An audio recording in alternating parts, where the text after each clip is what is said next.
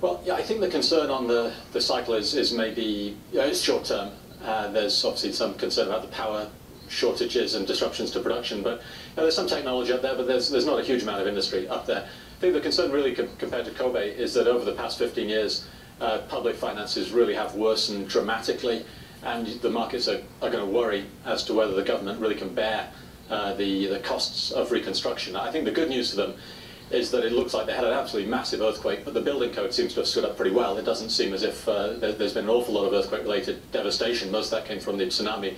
So it does suggest that there doesn't need to be a really broadly different approach to public infrastructure, which might have had massive costs. I think it's mainly going to be the rebuilding costs.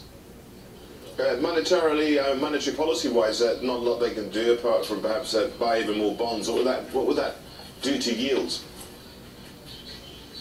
Well, I think clearly short-term they've got an emergency plan in place, and I think in general the emergency response is quite impressive, especially compared to what happened in Kobe.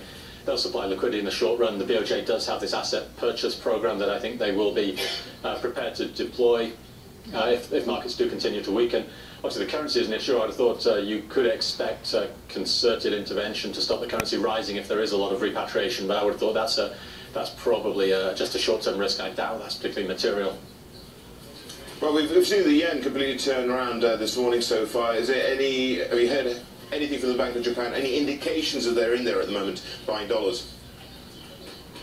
No, I don't think they're in there. I think it's simply this discussion of whether there's going to be repatriation or not. And similarly, as you say, if the bond market does weaken, if the BOJ does start to purchase... Richard? Yeah, sorry, go ahead.